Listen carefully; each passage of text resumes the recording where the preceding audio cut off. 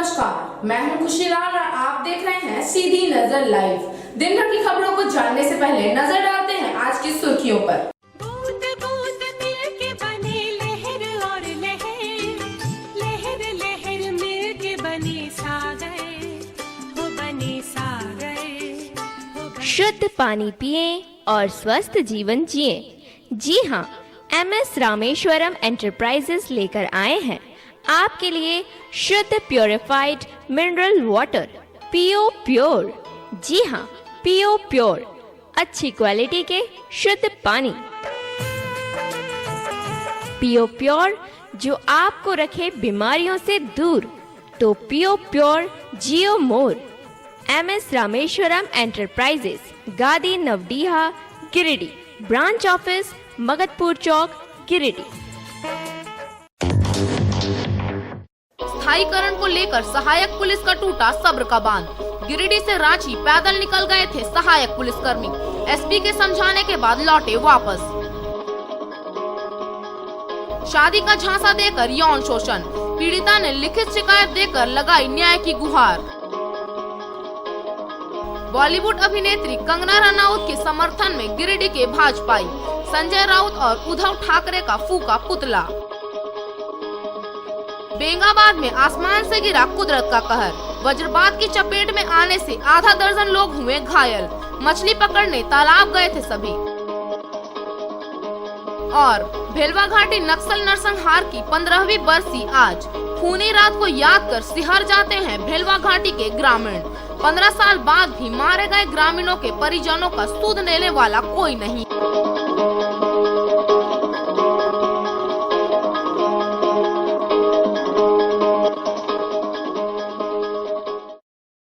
अब खबर विस्तार से। स्थायीकरण की मांग को लेकर सहायक पुलिस के आंदोलन का सब्र का बांध अब टूट गया। दर्जनों सहायक पुलिस अपनी मांग को लेकर गिरिडीह से रांची के लिए पैदल मार्च के लिए प्रस्थान किया। वर्दी इंसाफ का बैनर लेकर रांची के लिए प्रस्थान करने वाले पुलिस कर्मियों में कई महिलाएं भी शामिल थी, जो अपने छोटे बच्चों को गोद में लेकर चल रही थी। हालांकि वरीय पदाधिकारियों के पहल पर सभी कर्मी पुलिस लाइन लौट गए। 3 साल तक अनुबंध पर ड्यूटी करने वाले सहायक पुलिस के जवान स्थायीकरण की मांग पर अड़ गए हैं। कई दिनों तक अवकाश पर रहकर हड़ताल और धरना प्रदर्शन करने के बाद शुक्रवार को रांची में मुख्यमंत्री का घेराव करने के लिए पैदल ही कूच कर रहे थे। गिरिडीह के सहायक पुलिस जवान पूरी तैयारी के साथ रांची के लिए निकले। इसकी जानकारी जैसे ही पुलिस पदाधिकारियों को मिली, उन्हें इस तरह से रांची जाने से रोकने की मुहिम में लग गए।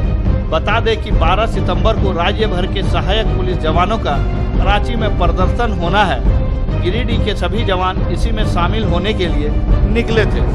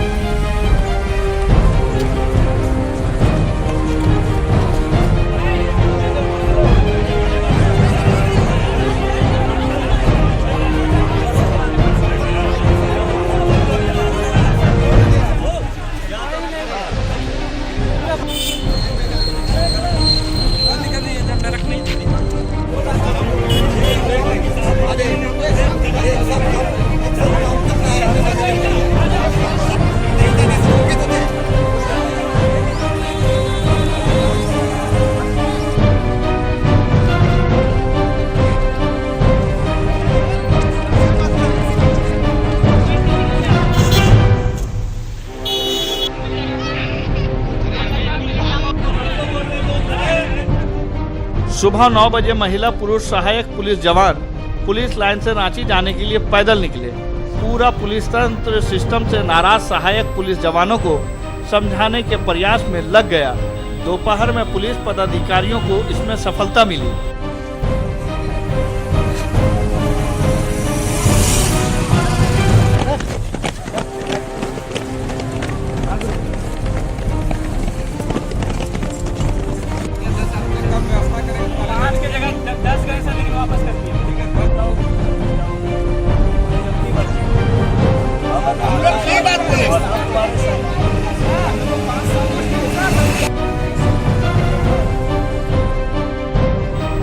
सभी को पपरवाटाड़ पुलिस लाइन में लाना पड़ा। सबसे पहले सर्जेंट मेजर ने जगह जगह कई बार जवानों को रोकना चाहा, लेकिन जवान आगे बढ़ गए। फिर बदडीहा के पास डीएसपी ने जवानों को रोकना चाहा, लेकिन वह भी सफल नहीं हुए। बदडीहा के पास भी जवानों से वार्ता का प्रयास हुआ, लेकिन यहाँ भी जवान नहीं रुके। वे रांची जाने की जिद पर अड़े थे। आखिरकार जोड़ा पहाड़ी के पास चौथे प्रयास में अधिकारियों को जवानों से बात करने में सफलता मिली। सहायक पुलिस जवानों का कहना था कि उन्होंने 3 वर्षों में पूरी मेहनत व निष्ठा के साथ काम किया है। 3 साल काम कराने के बाद उन्हें हटाने की साजिश हो रही है।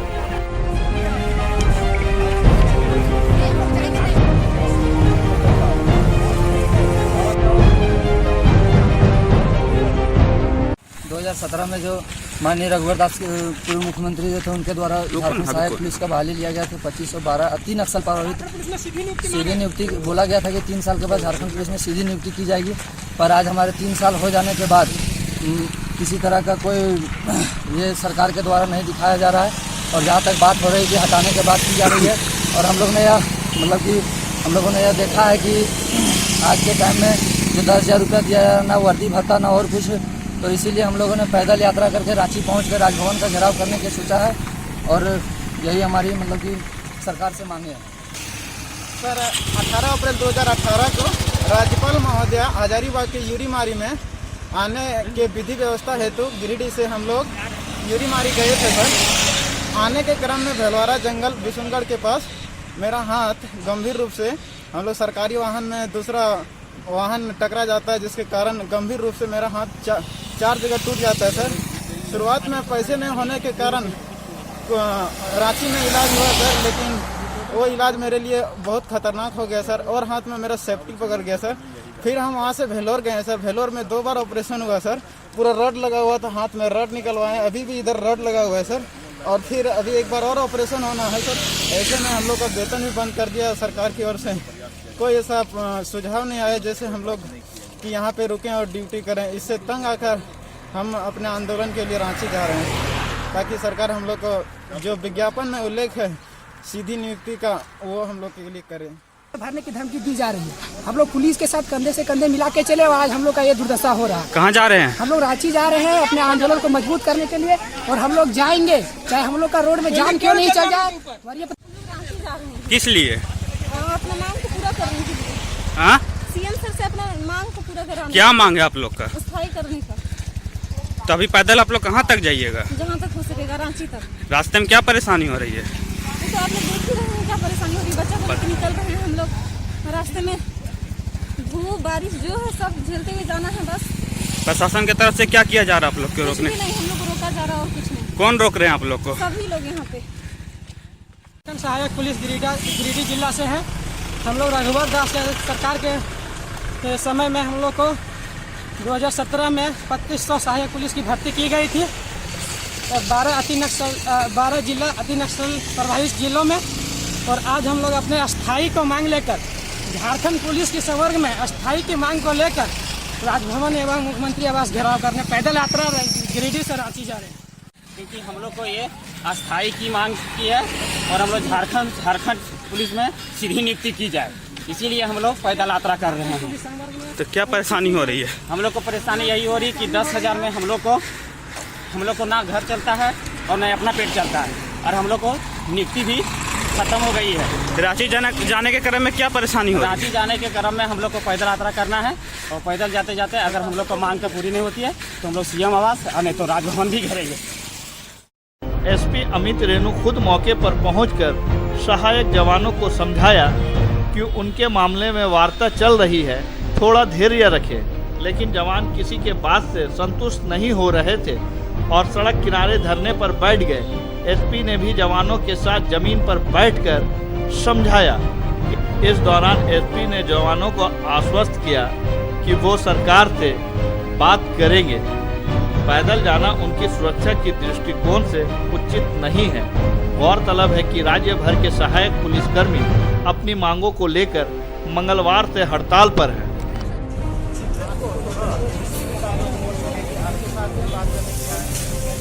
आप देखिए, आपके सामने आप ही को लेकर के मेरी बात होगी, एक दूसरे से बात होगी है, सबसे बात होगी, सुबह से ही मैं बात करूँ। कल रात में आप लोगों ने कुछ लोग मुझसे मिलने के लिए आए थे, आप लोगों को मैंने आश्वासन भी दिया था नहीं, आपसे बात की थी मैंने, ठीक है। इसका वैल्यू को समझिए, ऐसा है कि हम लोग सबको यहाँ पे रोड पे बैठ के बात कर रहे हैं, आप चलिए हमारे साथ, आपसे बात करेंगे हम, आपको हम आश्वासन देते हैं अपने तरफ से, कोई दिक्कत नहीं होगी। आपकी लड़ाई हमारी लड़ाई है, हम भी आपके साथ करते हैं, आपकी जो उपयोगिता है उसको हम लोग भी समझते हैं। सर सरकार क्या कल भी आपको संतुष्टि नहीं होगी तभी ना कुछ करेंगे। आप चलिए, अभी चलिए आप हमारे साथ, हमसे बात करेंगे, उसके बाद चलिए, ठीक है। बात करते जवान सर, हम लोग शौक नहीं सर कि हम लोग धूप में 200 किलोमीटर पैदल तय करेंगे सर। बात टेबल में होगा, यहाँ पे ऐसे बैठ के बात होती है क्या बताओ, ऐसे बात करेंगे। हमारी जब सहानुभूति है, सर बोल ही रहे हैं कि सहानुभूति है तो कुछ सोच के ही ना बोल रहे हैं।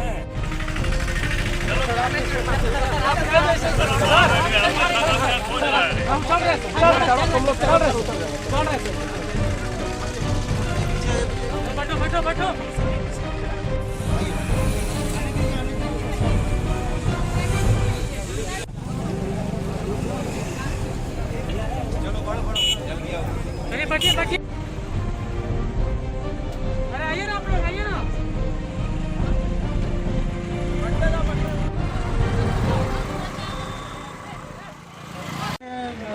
अभी सारे हमारे जो सहायक पुलिसकर्मी हैं, जो हमारे भाई हैं, हमारे सर्विस के ही अपने अंग हैं, इनसे बात हुई है, इनको समझाया गया है कि आपकी जो मांगे हैं उनको हम लोगों ने फॉरवर्ड कर दी है, और जो आवश्यक आपकी डिमांड्स हैं, जो भी चीज़ है वो विधिवत जिला लेवल पे आप हमसे बात करें, आप हमसे बताएं, उसको हम सही जगह तक, सही माध्यम तक जरूर पहुंचा देंगे। आपकी सेवाओं से हमें कोई इनकार नहीं है, आपने बहुत अच्छी सेवाएं दी हैं, जहां भी आपको ड्यूटी दी गई है आपने अच्छा काम किया है, वहाँ पे बारिंग 1 और 2 इंसिडेंट्स जो भी हुए हैं वो तो होता रहता है पुलिस फोर्स में, लेकिन आप लोगों की सेवाओं से इनकार नहीं है। परंतु ये कोई माध्यम नहीं है कि आप ज़बरदस्ती किसी रोड साइड में या किसी अन्य जगह पे प्रदर्शन करने के लिए बैठ जाएं। पुलिस फोर्स है, डिसिप्लिन फोर्स है, इनमें इन सब चीज़ों को अलाउड नहीं किया गया है, और ये सर्विस पे भी अच्छा रिफ्लेक्ट नहीं करता है। तो हमारे ओर से इनसे यही संदेश दिया गया है कि आप आइए, हम आपकी बातें सुनने के लिए बैठे हैं। पूर्व में भी सुना है आपकी बातें, आपसे बातें भी हुई हैं कई बार, इन सब मैटर्स के बारे में आपसे कई बार हम लोगों ने डिस्कशन भी किया है। जो भी आपकी बातें हैं उसको विधिवत आप हमें दीजिए, हम उसको सही माध्यम तक पहुंचा देंगे। और जहां तक प्रोटेस्ट की बात है, प्रोटेस्ट इस माध्यम से करना उचित नहीं प्रतीत होता है। आप जो भी है हमें बताइए, we will talk to our seniors, we will let them know the किस तरह का यहाँ पे सिचुएशन है, क्या इनकी डिमांड्स हैं, क्या जेन्युइन है नहीं है, वो पूर्व में भी भेजा जा चुका है, अभी फिर से दोबारा। सर, जितने सहायक पुलिसकर्मी हैं जो रांची राजभवन घेराव के लिए जा रहे थे, क्या वो अब वापस लौट रहे हैं? अभी इनसे बात हुई है, ये कह रहे हैं कि वार्ता करेंगे और वापस होने को तैयार हुए हैं। इनसे मेरा अनुरोध है कि इन सब चीज़ों को थोड़ा सेंसिटिवली लें, सर्विस रिलेटेड मैटर्स है, थोड़ी दिल को लगती है इन सब बातें, लेकिन ठीक है, थोड़ा सेंसिटिवली लें और इन सब चीज़ों को जिस माध्यम से हल करना चाहिए, जिस प्रॉपर चैनल से, ऑफिशियल चैनल से हल करना चाहिए, उस पर ध्यान दें।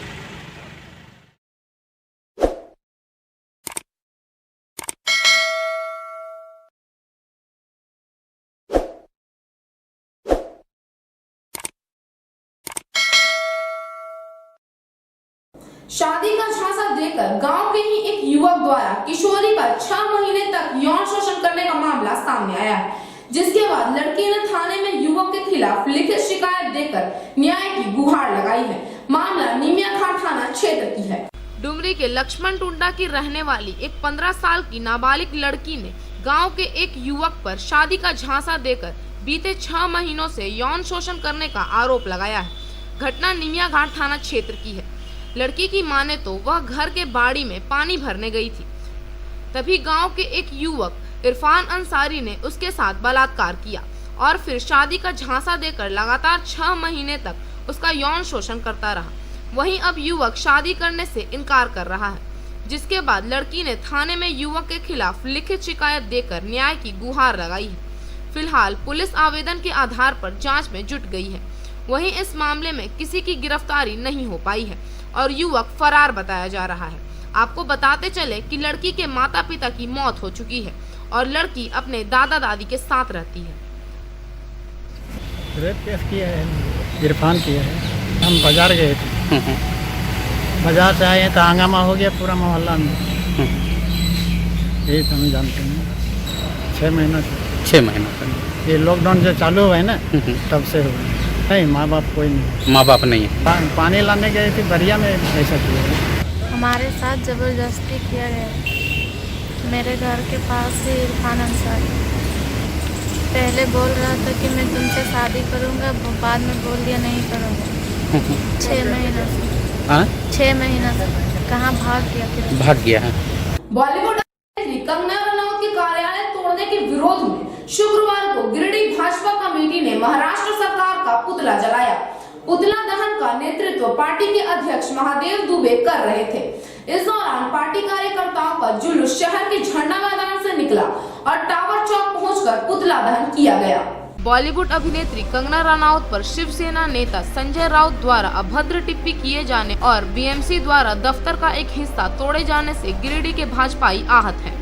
प्रदेश नेतृत्व के निर्देश शुक्रवार को भाजपा जिला कमेटी ने टावर चौक पर संजय राउत और महाराष्ट्र के मुख्यमंत्री उद्धव ठाकरे के खिलाफ जमकर नारेबाजी कर पुतला फूका।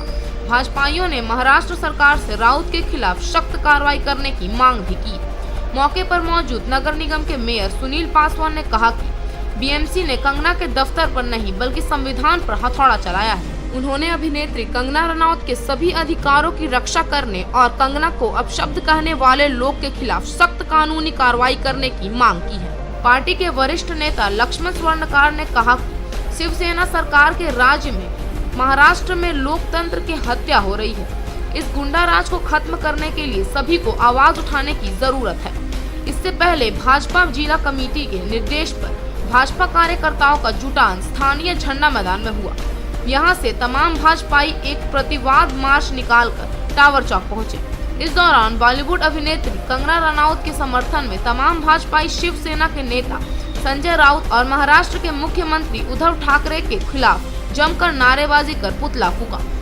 मौके पर पार्टी के जिला अध्यक्ष महादेव दुबे समेत संदीप डंगाइच, डिप्टी मेयर प्रकाश सेठ, मोतीलाल उपाध्याय, जीप उपाध्याय, कामेश्वर पासवान, भाजपा नेत्री संजू देवी, रागिनी लहरी, संजीत सिंह पप्पू, प्रदीप साव, श्याम प्रसाद गुप्ता, डॉक्टर राजेश पोद्दार, संतोष गुप्ता समेत कई मौजूद थे।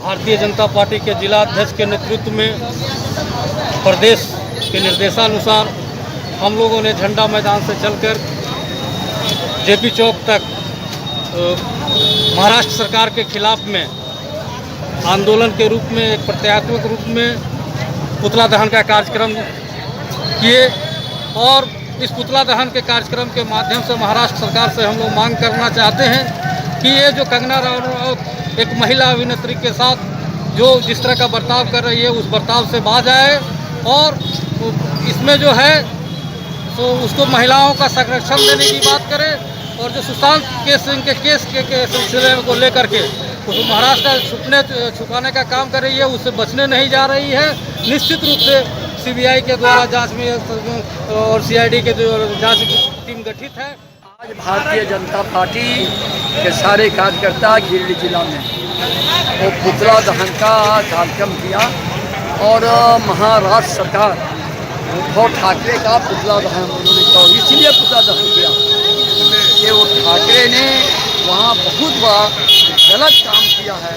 जो कंगना का जो उसका मकान तोड़ने का जो काम किया उसका कोई औचित्य ही नहीं था। ये इस बात को दर्शाता है कि जो भी व्यक्ति माने ऐसे लोग विरोध बोलेगा उसका निश्चित ही घर तोड़ देगा, उसके साथ न्याय करेगा। इसीलिए हम लोग कंगना रनौत के दफ्तर पर बीएमसी द्वारा उनकी अनुपस्थिति में बदले की भावना से कायरतापूर्ण कार्य करते हुए उनके दफ्तर को तोड़ दिया, जो निंदनीय है, जिसकी जितनी भी निंदा की जाए वो कम है। ऐसी स्थिति में आज लोकतंत्र में सबको सरकार की गलत नीतियों और कार्यक्रमों का विरोध करने का लोकतंत्र में प्रावधान है, और ऐसी स्थिति में जब कंगना राउत ने उनके नीतियों का विरोध किया तो उस विरोध की भावना से ऐसी जो है हरकत किया जा रहा है। आज पूरे देश में ये विरोध का स्वर गूंज रहा है। उसी क्रम में आज गिरिडीह में झंडा टावर चौक पर महाराष्ट्र सरकार का भारतीय जनता पार्टी के द्वारा पुतला दहन किया गया। महाराष्ट्र सरकार के खिलाफ जो बदले की भावना के तहत कंगना राउत को जो बिल्डिंग धंसाने का काम किया है, ये भारतीय जनता पार्टी पुरजोर हम लोग विरोध कर रहे हैं, और ये महाराष्ट्र सरकार को आगाह कर रहे हैं कि अपने दायित्व को अच्छे ढंग से निर्वहन करें। ऐसे बदले भावना को रखते हुए काम करेंगे तो लगातार हम लोग इसका विरोध करेंगे। आज उसी निमित्त भारतीय जनता पार्टी गिरिडीह जिला में ये पुतला दहन का कार्यक्रम किया गया है। बेंगाबाद के हादोड़ी गांव में वज्रपात की चपेट में आने से 6 लोग घायल हो गए। सभी घायलों का इलाज स्थानीय स्तर पर चल रहा है। गिरिडीह के बेंगाबाद में वज्रपात की चपेट में आने से 6 लोग घायल हो गए। सभी घायलों को सामुदायिक स्वास्थ्य केंद्र बेंगाबाद इलाज के लिए लाया गया। मामला बेंगाबाद प्रखंड क्षेत्र के हादोड़ी गांव का है। बताया जाता है कि सभी युवक घर के बगल स्थित तालाब समीप खेल रहे थे। उसी समय वज्रपात हुई और सभी इसकी चपेट में आकर मूर्छित हो गए। आनन फानन में परिजनों ने सभी की घायल अवस्था में बेंगाबाद सामुदायिक स्वास्थ्य केंद्र लाया गया, जहां इन लोगों का इलाज चल रहा है। घायलों का नाम कन्हैया तूरी, करण तूरी, सोनू तूरी, छोटू तूरी, कुंदन तूरी, दिलीप तूरी है। वहीं डॉक्टर ने बताया कि फिलहाल सभी खतरे से बाहर हैं। सभी को इलाज के बाद घर भेज दिया गया। हादोड़ी का मामला है। अच्छा। करीबन 12 के बीच में ये घटना घटी है। अच्छा। जब हम लोग को पता चला कि ऐसे हुआ है तो सब गांव का लोग दौड़ के गया और उन लोग को टांग करके वापस घर लाया। इसमें 6 लड़का एक ही घर का सब शामिल है, और उन लोगों को वहां से उठा कर ला करके सदर बेंगाबाद सदर हॉस्पिटल में भर्ती किया गया है। 6 लोग आए हुए थे अभी से 1.5 घंटा पहले जी, और किसी को भी डायरेक्ट बिजली का झटका नहीं लगा है। खेत में हम लोग काम कर रहे थे, बिजली का झटका एक जगह कहीं गिरा था।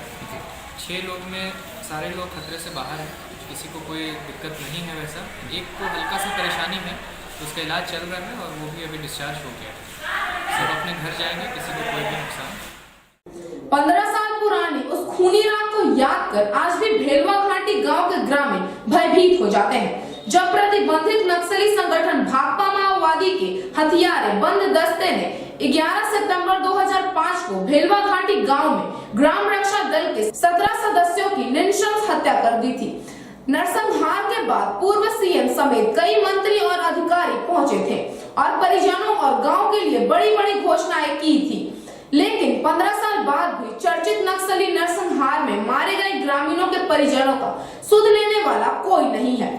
15 साल पुराने खूनी रात को याद कर आज भी भेलवा घाटी गांव के ग्रामीण भयभीत हो जाते हैं, जब प्रतिबंधित नक्सली संगठन भाकपा माओवादी के हथियारे बंद दस्ते ने 11 सितंबर 2005 को गिरिडीह के भेलवा घाटी गांव में ग्राम रक्षा दल के 17 सदस्यों का नृशंस हत्या कर दिया था।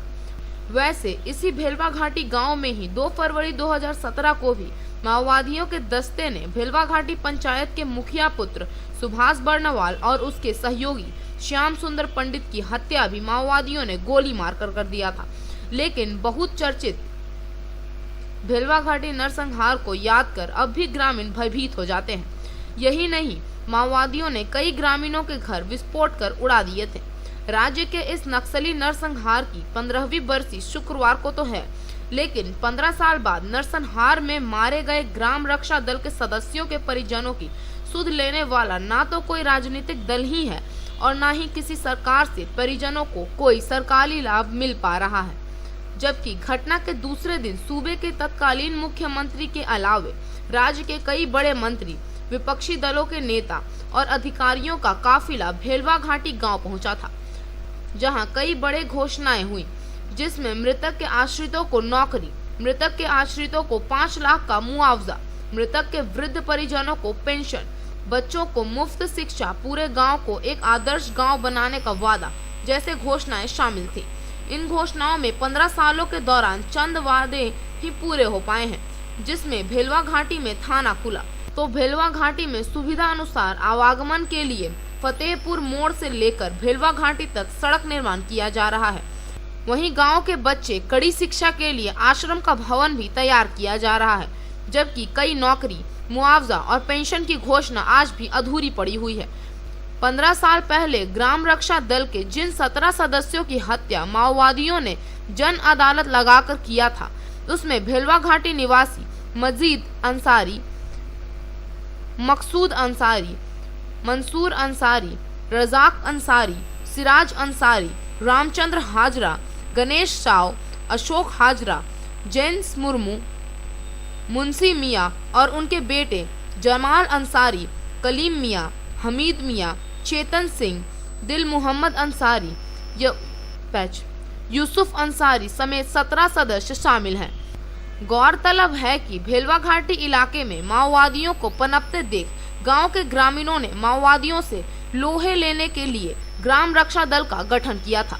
ग्राम रक्षा दल के इन सदस्यों को माओवादियों से लोहा लेने के लिए टॉर्च, लाठी समेत कई हथियार भी उपलब्ध कराए गए थे। गठन के बाद दल के सदस्यों ने गांव में माओवादियों के एंट्री पर रोक लगा दिया था। इससे बौखलाए माओवादियों के दस्ते ने 11 सितंबर 2005 की रात भेलवा घाटी पर ढाबा बोला और पूरे गांव को अपने कब्जे में कर लिया। इस दौरान माओवादियों ने गांव के मस्जिद पर लगे लाउड स्पीकर से पूरे गांव में जन अदालत लगाने का ऐलान किया था। ऐलान के बाद दल के कुछ सदस्य पहुंचे और जो नहीं आए उनमें से एक सदस्य को खोजकर जन अदालत लाया गया। जन अदालत में माओवादियों ने दल के एक सदस्य का पहले पिटाई किया, फिर उनके हाथ पांव बांधकर निशंस तरीके से हत्या कर दिया था। गौरतलब है कि भेलवा घाटी गांव हो या सीमावर्ती क्षेत्र, माओवादियों द्वारा आज भी आम लोगों की हत्या की जा रही है। 26 अक्टूबर 2007 में भेलवा घाटी थाना क्षेत्र के चिलखारी गांव में एक संगीत कार्यक्रम के दौरान झारखंड के प्रथम मुख्यमंत्री बाबूलाल मरांडी के पुत्र अनूप मरांडी समेत 20 लोगों की हत्या, गोली मार समेत 48 लोगों की हत्या अब तक की गई है। इस खौफनाक घटना से भयभीत कई लोग आज अपने पैतृक गांव छोड़ अन्य जगह रहकर जीवन यापन कर रहे हैं। दिक्कत भारी ही है कि बेटा मरा गया, ठीक है, सरकार जो घोषणा की है वो धीरे धीरे पूरा कर दी, लेकिन पुतों लोग को जो मिला है नौकरी, उसमें से दिक्कत यही है कि उमा शंकर सिंह जो डीसी साहब फैसला कर दिया, वो फैसला के मुताबिक जब तक वो भोजन में डिप्टी की तब तक मेरा खाता पैसा ठीक आया, और जब से प्रखंड में उसको बदली कर दिया गया तब से मुझे दिक्कत हो रहा है। कभी डालती है, कभी नहीं डालती है, कभी 5,000 डालती है जबकि मुझे होना चाहिए 7,500, और कभी डालती है 5,000। कितना का पैसा अभी बाकी है? 4 महीने से आपको 4 महीना का पैसा 1 रुपया नहीं दिया है। ये 2020 में से 4 महीना डाली है, 4 महीना का पैसा अभी तक नहीं डाली। आपकी बहू मतलब दूसरा शादी कर ली है क्या? हाँ, बहू तो दूसरा शादी कर ली जरूर। गिरिडीह नगर निगम सभागार में जन्म और मृत्यु प्रमाण पत्र निर्गत को लेकर मेयर सुनील कुमार पासवान ने एक बैठक की। बैठक में कर्मियों को कई आवश्यक दिशा निर्देश दिया गया। गिरिडीह नगर निगम सभागार में शुक्रवार को जन्म और मृत्यु प्रमाण पत्र समय पर निर्गत करने को लेकर बैठक की गई। मेयर सुनील कुमार पासवान ने मामले को गंभीरता से लिया। कहा कि आवेदन देने के समय ही आवेदक की सारी कागजात लेने और उसे बार बार परेशान नहीं करने की सख्त हिदायत वार्ड प्रभारी को दिया गया। श्री पासवान ने कहा कि अगस्त माह में मृत्यु प्रमाण पत्र के लिए आए आवेदनों पर भी चर्चा हुई। कहा कि अगस्त माह में मृत्यु प्रमाण पत्र के लिए आए आवेदन प्राप्त हुए हैं। इनमें कई वैसे आवेदक हैं जिसकी मृत्यु निगम क्षेत्र से बाहर हुई है, उनका मृत्यु प्रमाण पत्र नहीं दिया जा सकता है। कहा कि निगम क्षेत्र के अंदर मृत्यु होने पर ही निगम द्वारा प्रमाण पत्र निर्गत किया जा सकता है। बैठक में डिप्टी मेयर प्रकाश सेठ, उप नगर आयुक्त Rajesh Prajapati, head clerk Ram Kumar Sinha, ward प्रभारी एवं वार्ड तहसीलदार आदि मौजूद थे। सभागार में जन्म और मृत्यु प्रमाण पत्र से संबंधित समीक्षा बैठक की गई। जैसे कि बराबर ये सुनने को आता है, शिकायत मिलते रहता है कि मृत्यु प्रमाण पत्र में विलम्ब हो जाता है, इतने दिनों से लोग चक्कर लगाते रहते। तो मैंने एक समीक्षा बैठक करने का एक महसूस किया, तो मैंने अपने उपनगर आयुक्त से समीक्षा बैठक की तैयारी की और उस बैठक का शहर के बाहर हो गया वैसा मामला है। तो हमने स्पष्ट कहा कि जो शहर के बाहर मृत्यु हुई है उसका आवेदन आप कारण लिख करके आप लौटा दो, शहर के बाहर हुआ है तो उसमें जांच पता चलता है जांच रिपोर्ट में। वैसे लोगों को यहाँ निगम के चक्कर लगाने से बदनामी होती है। और साथ ही साथ जो लोग को जैसे कि किसी जो मूलतः मृत्यु प्रमाण पत्र जो मिलने का जगह स्थान है, या तो सदर हॉस्पिटल में हुआ तो सदर हॉस्पिटल में होता है, एक जेल में हो गई तो जेल में होता है, और शहर के विभिन्न क्षेत्रों में यदि हुआ तो वहाँ पर शहर से होता है, और प्राइवेट हॉस्पिटल में होता है तो हम लोग निगम देता है मृत्यु प्रमाण पत्र उसको। प्राइवेट हॉस्पिटल के आधार पे या घर में मृत्यु होती है तो उसको निगम देता है।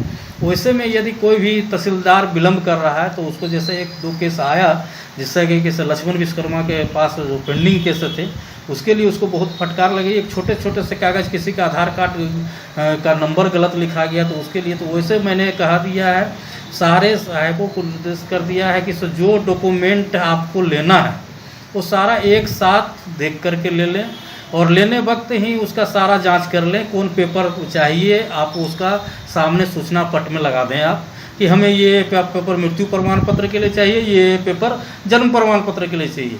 उसके लिए आवेदक को दौड़ना नहीं पड़े और बाहर का चक्कर नहीं लगाना पड़े, बार बार निगम का चक्कर नहीं है। जो प्रावधान है ठीक है, सर्विस रूल में आपका है कि 30 दिन के अंदर में आपको प्रावधान है देने का, वो ठीक है, लेकिन क्या है कि किसी विकट स्थिति में वैसा हो गया, तब आप जब 2 दिन में निपटारा कर लेते हो या 3 दिन में कर लेते हो, 1 सप्ताह में कर लेते हो, तो 1 सप्ताह में क्यों नहीं हम दे दें। जन्म मृत्यु प्रमाण पत्र को लेकर के पूर्व में कुछ शिकायतें मिल रही थी कि सर्टिफिकेट निरस्त करने में आवश्यकता से अधिक समय दिया जा रहा है। तो उसी की समीक्षा की जा रही थी कि कितने आवेदन लंबित हैं, कितने दिनों से लंबित हैं और उसका लंबित होने का क्या कारण है। समीक्षा में यह पाया गया कि कुछ आवेदन पत्र जो आसानी से निर्गत हो सकता है या जिसे निर्गत नहीं भी किया जा सकता है, जो गिरिडीह नगर निगम क्षेत्र के बाहर की मृत्यु है उसे बाहर से निर्गत दिया जा रहा है, लेकिन कन्फ्यूजन में या जानकारी के अभाव में कुछ मामले लंबित थे। इन सभी मामलों को अगले 3 से 4 दिनों में निष्पादित करने का जो संबंधित सहायक हैं, तहसीलदार हैं या नोडल ऑफिसर हैं, उनको डायरेक्शन दिया गया है। और हम उम्मीद करते हैं कि अगले 3-4 दिनों में जितने भी लंबित मामले हैं सभी को निष्पादित किया जा सके ताकि नागरिकों को कोई असुविधा। गांवा बिजली विभाग में बह रही भ्रष्टाचार की गंगोत्री में अब विभाग के मिस्त्री भी डुबकी लगाने से बाज नहीं आ रहे हैं। विभागीय मिस्त्री तो पूरी तरह से खाऊ कमाऊ नीति पर ही उतर आए हैं। दरअसल ऐसा ही एक मामला है आदिवासी बहुल क्षेत्र पालमो का। यहाँ मिस्त्री ने ग्रामीणों से ट्रांसफार्मर की मरम्मती के लिए 1200 रुपए प्रत्येक घर से रिश्वत की मांग की है। गांवा प्रखंड के जमडार पंचायत के अति सुदूरवर्ती व आदिवासी बहुमूल क्षेत्र पालमो गांव में ट्रांसफार्मर खराब हुए 2 महीने से अधिक हो गए हैं, जिसकी सूचना बिजली विभाग को भी दी गई है और ट्रांसफार्मर का मरम्मत करने को भी कहा गया है।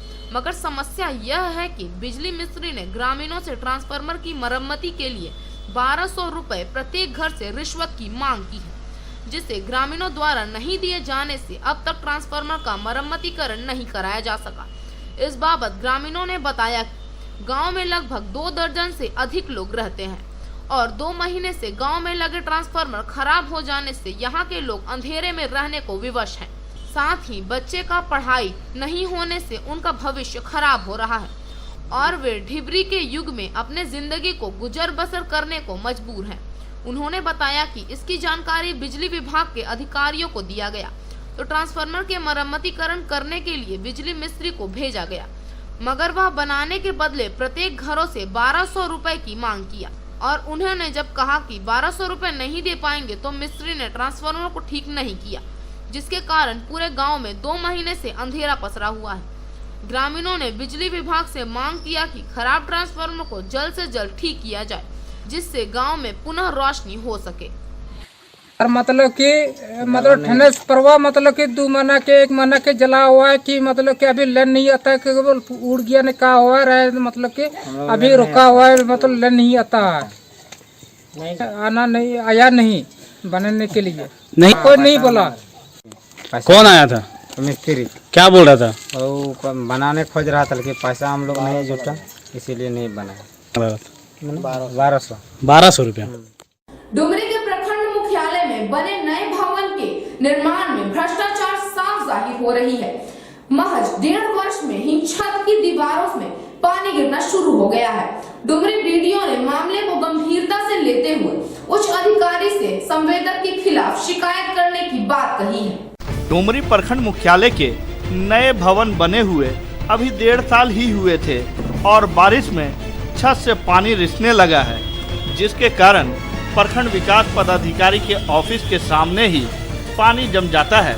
साथ ही मीटिंग हॉल के समीप भी पानी चूने से कर्मचारियों सहित आम लोगों को भी काफ़ी परेशानियों का सामना करना पड़ता है। इस दौरान लोगों को काफ़ी संभल कर चलना पड़ता है। आपको बता दें कि इस नए प्रखंड मुख्यालय को लगभग 3.5 करोड़ की लागत से बनाया गया है और 1.5 साल में ही छत से पानी चूने लगा है। वहीं जब इस मामले में ठेकेदार से बात किया तो उन्होंने कहा कि छत पर कचरा जम गया होगा, इस कारण से छत से पानी रिसने लगा होगा। फिलहाल बीडीओ सोमनाथ बंकीरा ने इसकी शिकायत जिला अधिकारी से करने की बात कही है और मरम्मती की भी मांग की है। वहीं इस करोड़ों की लागत से बने प्रखंड मुख्यालय में घपला को कोई देखने वाला भी नहीं है। अभी तो 1.5 साल लगभग हो रहा है, इसको हैंडओवर किया गया है और हम देख रहे हैं कि 1.5 साल के दरमियान ही अभी इसमें पानी चू रहा है और इसके बाद ये जो फर्स्ट फ्लोर में छूने के कारण से काफ़ी पानी भर गया है और हम इसको जिला का भी हम डीडी सर को हम इसको जो है सूचित कर रहे हैं, जिससे कि इसको जो है मरम्मती कराया जा सके या जो उस पर कार्रवाई किया जा सके। लगभग 3.5 करोड़ का है। वैश्विक महामारी कोरोना को लेकर गांवा में जमदार गांव में गहन स्वास्थ्य सर्विस शिविर का आयोजन किया गया। शिविर में सर्दी, खांसी, बुखार, टीबी, शुगर व बीपी से संबंधित रोग की जांच की जा रही है।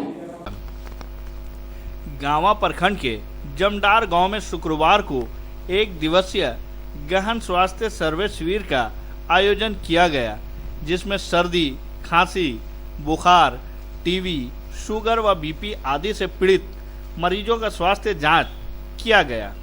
मौके पर उपस्थित एएनएम मधु कुमारी ने बताया कि जांच शिविर में लगभग 8 से 10 मरीजों का स्वास्थ्य जांच किया गया और अभी भी कई मरीज अपना जांच करवा रहे हैं।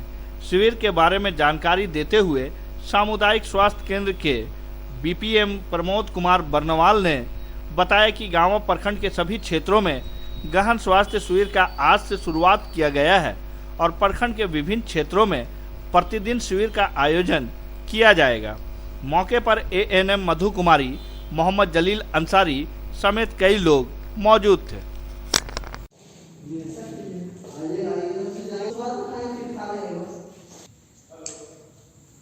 के तहत गहन जन स्वास्थ्य सर्वे किया गया, जिसमें अभी तक 8 से 10 मरीजों का जांच किया गया। इसमें बुखार से पीड़ित है, शुगर, बीपी, इन सब मरीजों के लिए जांच की सुविधा की है। जमीन विवाद को लेकर एक अन्नदाता के खेत में लगी फसल को उसकी एक रिश्तेदार ने ही नष्ट कर दिया। पीड़ित अन्नदाता ने गांवा थाना में कई लोगों के खिलाफ शिकायत दर्ज कराया है। गिरिडीह जिले में जमीन विवाद को लेकर आपसी रंजिश थम नहीं रहा है। आए दिन किसी न किसी थाना क्षेत्र में जमीन विवाद को लेकर हिंसक झड़प होती रहती है। ताजा मामला गांवा थाना क्षेत्र से आया है।